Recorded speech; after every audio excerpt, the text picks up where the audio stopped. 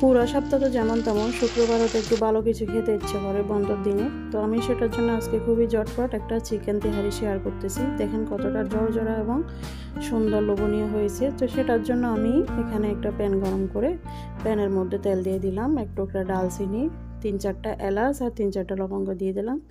দিয়ে একটু ফুরন আসার পরে আমি 1 কাপ পেঁয়াজকে 2 ভাগে ভাগ করে এখানে 1 ভাগ দিয়ে দিলাম। এই পেঁয়াজগুলো আমি বেরেস্তা করেই নিচ্ছি। দেখতে পাচ্ছেন আমার পেঁয়াজগুলো বেরেস্তা করা শেষ।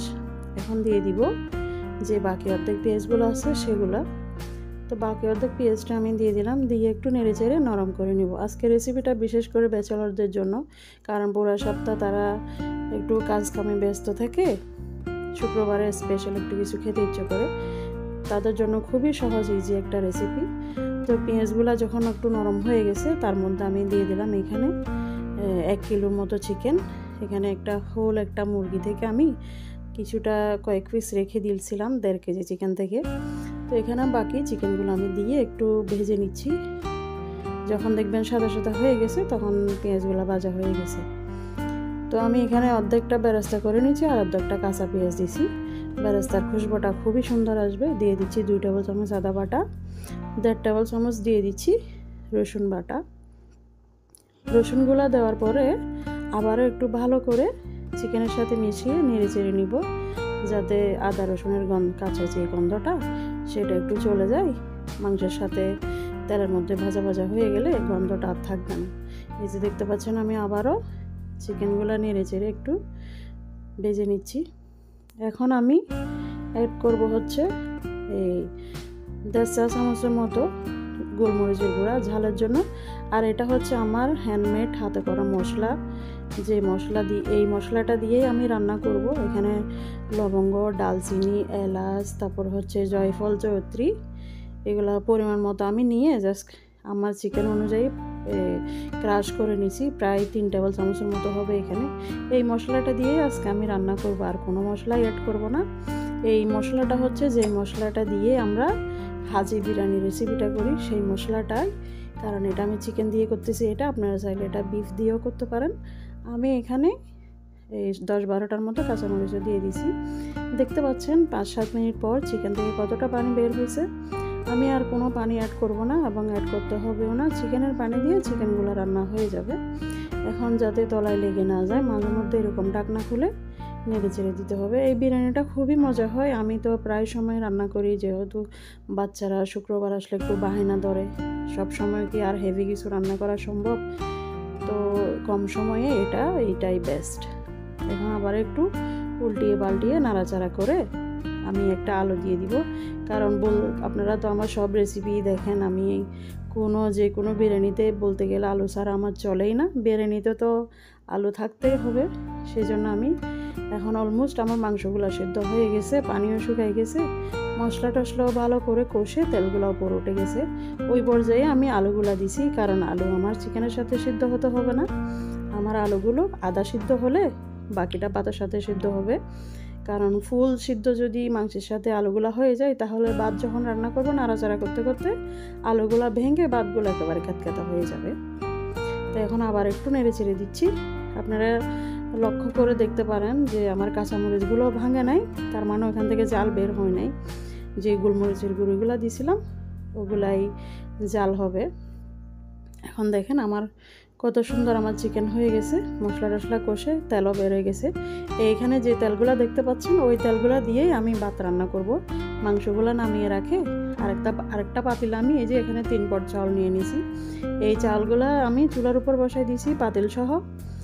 তারপর চিকেনের থেকে তেলগুলো আমি চালের মধ্যে ঢেলে দিচ্ছি। দেখতে পাচ্ছেন আমি যে চিকেনের পাতিল থেকে আমি তেলগুলো ঢেলে দিলাম। এখন ওই তেলগুলো দিয়েই আমি চাউলগুলো ভালো করে কষিয়ে নিব। বাড়তি কোনো ঝামেলা নেই, জাস্ট মাংসগুলো রান্না করে ফেললেই হবে। চালগুলো 5-7 মিনিট একেবারে আমরা যেভাবে পোলাও রান্না করি ওরকম করে নেড়ে চেড়ে চালগুলো ভালো করে কষিয়ে কষিয়ে বাছতে হবে। এই যে ভাজা ভাজা করে কষাইতে হবে। যত চাউলগুলো বেশি এই তেলের মধ্যে বা মশলা বলেন যেটার মধ্যে কষাবেন, যতই কষাবেন ততই ভাতগুলা বেশি মজা হবে। আপনারা চাইলে এগুলা চিনি গুঁড়া চাল দিয়েও রান্না করতে পারেন। আমি তো বাসমতি চাল দিয়ে রান্না করতেছি, কারণ আমার যেহেতু অ্যাভেলেবেল যেটা হাতের কাছে আছে আমি ওটা দিয়ে রান্না করতেছি। যেহেতু আমি এটা কোনো মেহমানের জন্য করতেছি না, শুক্র শনিবার আসলে আমার এরকম বাচ্চাদের আবদার পূরণে যে কোনো একটা কিছু স্পেশাল ওদের জন্য বানাইতে হয়। তো আমি এখন চাউলগুলা 5-7 মিনিট কষানোর শেষে দেখতে পাচ্ছেন চাউলগুলো একেবারে সাদা সাদা হয়ে গেছে। আমি যখন কষাচ্ছিলাম চাউলগুলা থেকে আমরা যেরকম চাউল বাজি একটা শব্দ হয় এরকম একটা শব্দ আসতেছে। এরপরে কি করছি, আমি রান্না করা চিকেনগুলা দিয়ে আবারও ভালো করে উল্টিয়ে পাল্টিয়ে মিশিয়ে নাড়াচাড়া করে নিচ্ছি। আপনারা হয়তো বলতে পারেন আমি একেবারে প্রথম থেকেই চিকেনের সাথে চাউলগুলা দিয়ে তো নাড়াচাড়া করে কষাতে পারতাম, কিন্তু না, সেটা করলে হতো কি, আমার যে চিকেনের সাথে যে মশলাগুলো ছিল ওগুলা আমি চাউলগুলো বাছতে বাছতে পুড়ে যেত, তো সম্পূর্ণ টেস্টটা নষ্ট হয়ে যেত। এই পর্যায়ে আমি পানি দিয়ে দিচ্ছি, যেহেতু আমার 3 কাপ চাউল, আমার কাছে 6 কাপ পানি দিতে হবে। আমি কি করব, আবার 2 কাপের মতো পানি যেই পাতিলটাতে চিকেন রান্না করছি ওই পাতিলটাও ধুয়ে আমি 2 কাপের মতো পানি দিয়ে দিলাম।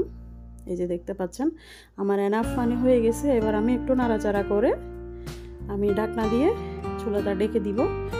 আবারও কয়েকটা ফ্লেভারের জন্য কাঁচামরিচ দিয়ে দিব, স্বাদের জন্য 1 টেবিল চামচের মতো চিনি দিয়ে দিব। এটা অপশনাল, আপনারা চাইলে স্কিপ করতে পারেন, দিতেও পারেন, নাও দিতে পারেন, কোনো সমস্যা নেই। কিন্তু আপনারা যদি এটা একবার বানিয়ে খান, বারবার বানিয়ে খেতে ইচ্ছে করবে, যেহেতু কম ঝামেলায় খুবই ইজি একটা রেসিপি। কারণ শুক্র শনিবার যে বললাম, শুক্রবার আসলে তো কাজ কাম শেষে ব্যাচেলাররা বলেন, বাচ্চার মারা বলেন, ঝটপট যারা রান্না করতে চাই তাদের জন্য বেস্ট একটা রেসিপি। দেখতে পাচ্ছেন আমার এখানে প্রায় ভাতের পানিগুলো শুকিয়ে আসছে, ভাতগুলো কত সুন্দর হয়েছে, কী যে সুন্দর একটা স্মেল আসতেছে, এটা যারা রান্না করেন অবশ্যই তারা বুঝতে পারবেন। এবার একটু নাড়াচাড়া করে দিয়ে আমি নিচে একটা তাওয়া দিয়ে দিব, যাতে নিচে পুড়ে না যায়।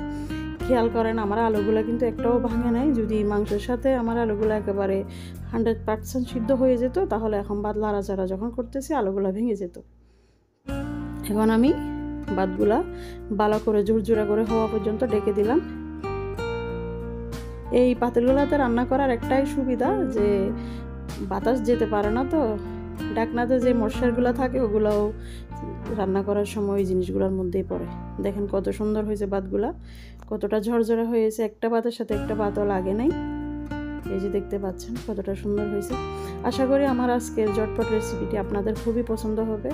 ভালো লাগলে অবশ্যই লাইক, কমেন্ট, শেয়ার করবেন। আমার পেজটা ফলো করে নিয়মিত আমাকে সাপোর্ট করবেন। আমি অনেকেই দেখি আমার ভিডিওগুলো দেখেন কিন্তু কোনো রিঅ্যাক্ট করেন না। আপনাদের কী ধরনের রেসিপিগুলো পছন্দ আমাকে সেটা জানাতে পারেন, আমি সেটা দেওয়ার ট্রাই করব।